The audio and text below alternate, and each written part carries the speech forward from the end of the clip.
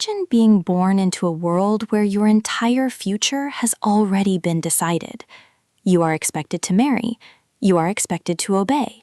You are expected to become someone's wife before you ever get the chance to discover who you are. But what if you refuse? What if instead of becoming a wealthy man's wife, you want to become a writer?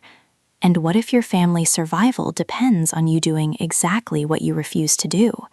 That's the impossible situation facing Sybylla Melvyn, the rebellious young heroine of Netflix's My Brilliant Career. Set in Australia around the beginning of the 20th century, the story follows a young woman who dreams of writing, adventure, and independence, while everyone around her is trying to turn her into a respectable wife. And believe me, Sybylla is not going quietly. The story opens in Australia around 1900. We see a glamorous society gathering. Elegant dresses, expensive jewelry, wealthy guests. Everything looks perfectly respectable. Until Sybylla stands up. Instead of giving the polite speech everyone expects, she begins reciting a provocative poem about women, desire, and freedom. The room goes silent. Some men are horrified. One woman, however, looks absolutely delighted. Sybylla has said the things everyone else is too afraid to say. And then she runs. She tears off her restrictive gown, escapes into the night, and jumps into a creek. It is a wild opening. But here's the twist. This isn't where Sybylla's story begins. We go back 1 month. Sybylla is living with her parents and numerous siblings on a struggling farm in Possum Gully. The family doesn't have much. Her father, Richard, is irresponsible with money. The farm is struggling, and debts are piling up. But Sybylla isn't thinking about money.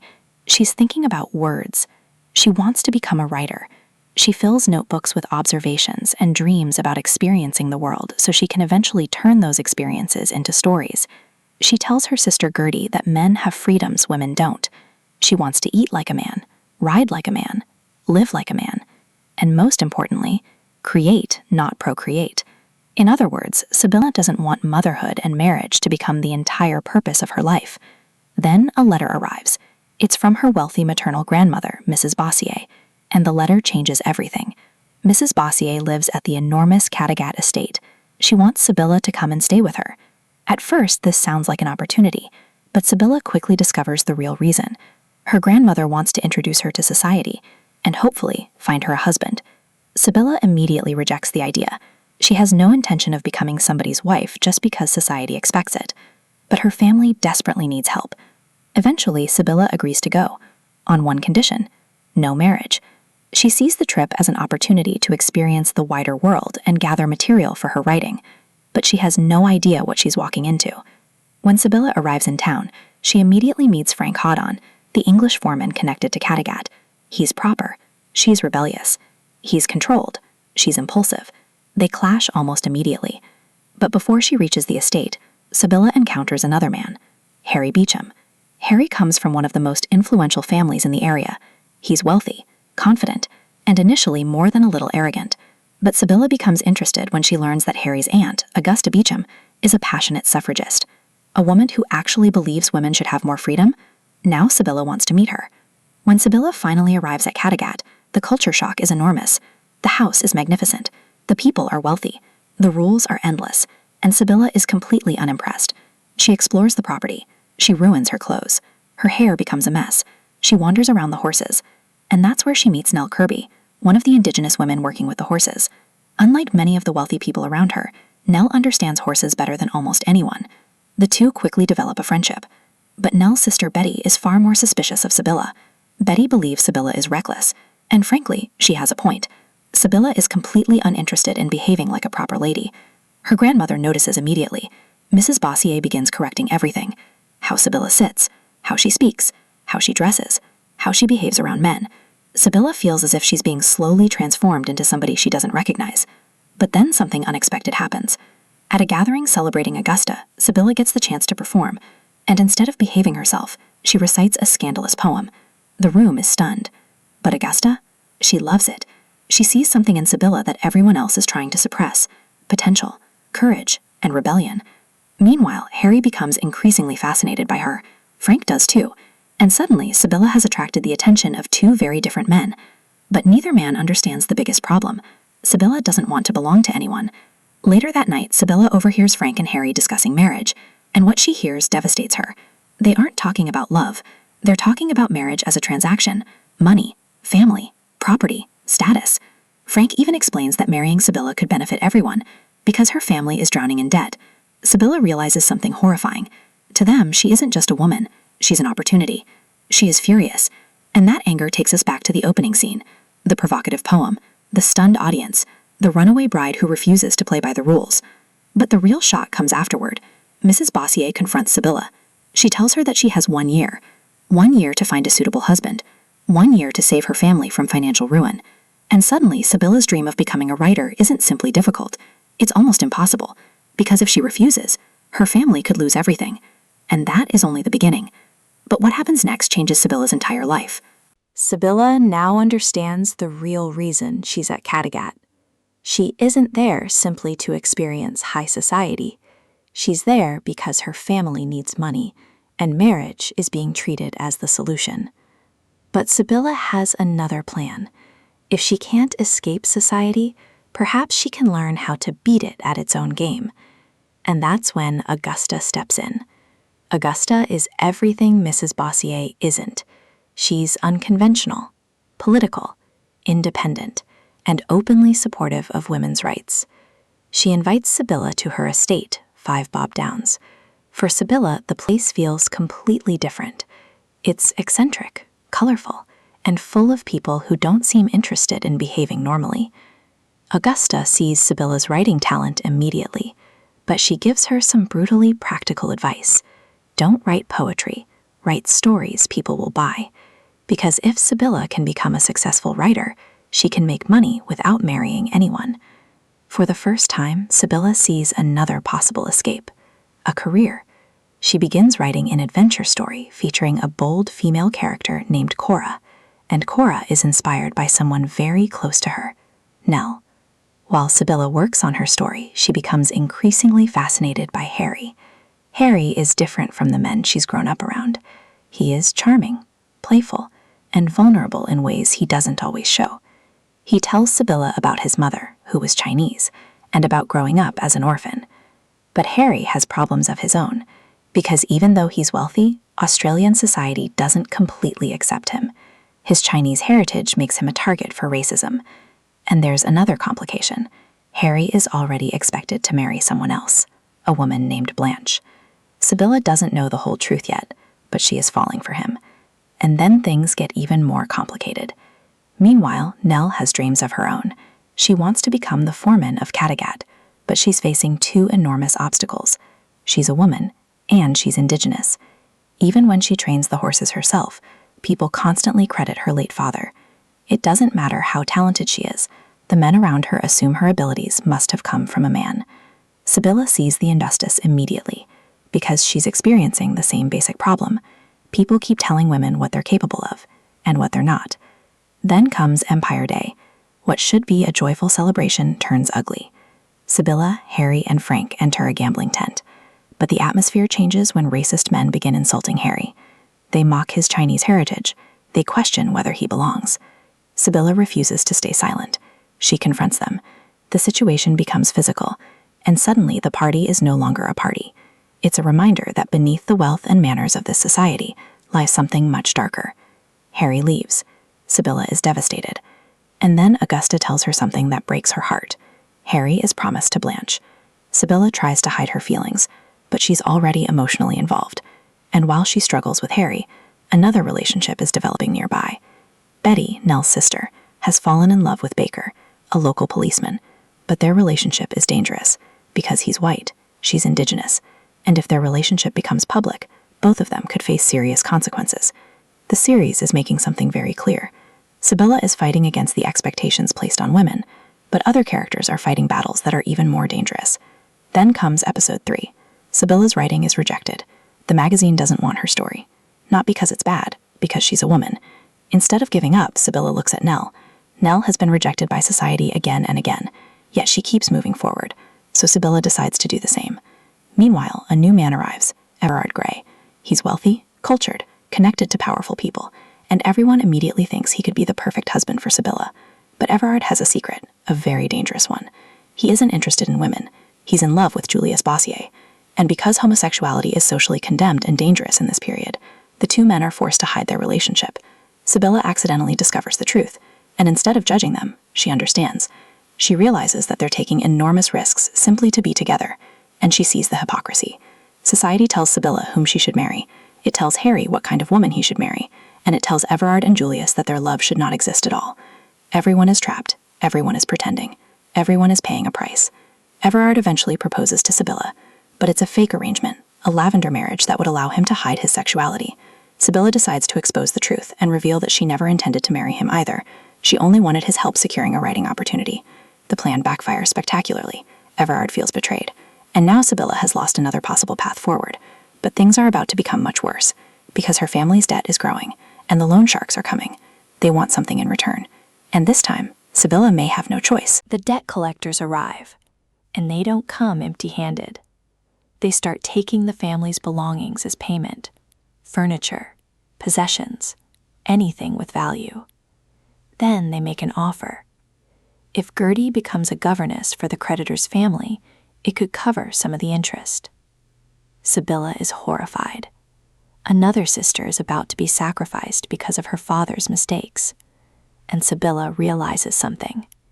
Her family is running out of options. There may be only one thing left she can do: get married. At Caddagat, another battle is taking place. Helen has spent years managing the estate. She has worked, she has sacrificed, she has kept everything running. But now Bossier decides the estate should go to Julius. Helen is furious. And then her painful secret comes out. Her husband didn't die on their honeymoon. He abandoned her for another woman. Helen and Julius created the story that she was a widow because the truth would have destroyed her reputation. This explains why Helen has remained trapped for so long. She knows exactly what society does to women who don't fit its rules, and she doesn't want Sybylla to suffer the same fate. Then Frank makes his decision. He proposes. It's awkward, it's painful, and neither of them is pretending this is some great romantic fairy tale. Sybylla knows the truth. If she marries Frank, she can help save her family. Frank seems to genuinely care for her, so she accepts. Everyone celebrates, but Sybylla hides away with Nell because she knows what she's doing. She's choosing survival over freedom, and the decision is eating her alive. Then Nell gets her own devastating lesson. She wants to become Caddagat's foreman. She has the talent, she has the experience, she has earned it. But Julius gives the position to Jim instead, a man. Nell confronts Bossier, and Bossier admits that Nell was only considered because of her father's reputation, not because of her own abilities. Nell quits. Before leaving, she gives Sybylla a warning. Never let society decide your worth. Those words hit Sybylla hard, because that's exactly what she's been doing. Then Harry's gift arrives. Sybylla has been avoiding him, but curiosity wins. She opens the package. Inside is a copy of Moby Dick, the same book she noticed during her time at Five Bob. But there's something hidden inside. A letter. Harry's confession. He loves her. Sybylla is shaken. Suddenly, all the emotions she's been trying to suppress come rushing back. She goes to Harry, and Harry tells her something she desperately wants to hear. They belong together. For once, Sybylla stops thinking about money, reputation, family, society. She simply chooses what she wants. Harry. They agree to marry. They spend the night together. And for a brief moment, Sybylla believes she's found the answer. But this is my brilliant career, and happiness never comes without a price. Harry's financial situation collapses. The drought has devastated his property. His farms are nearly worthless. Thanks won't lend him money. Five Bob Downs is also at risk. So the man Sybylla thought could save her family can't even save himself. Harry tries to end their relationship. Sybylla refuses to give up. She tells him she'll wait. But there is another problem. She has already agreed to marry Frank. And now she's broken that promise. Frank accepts the rejection with heartbreaking sadness. Sybylla gives back his ring. She tells him he deserves someone who truly loves him. Frank leaves, and Sybylla is once again alone. Then comes the final blow. Harry cannot marry her. His money is gone, his future is uncertain, and the life Sybylla imagined with him is disappearing. But instead of waiting around for another man to solve her problems, Sybylla makes a completely different choice. She accepts a job as a governess, not because she wants to become someone's servant, not because she has given up on writing, but because she sees it as another adventure, another experience, another story, and perhaps another step towards independence.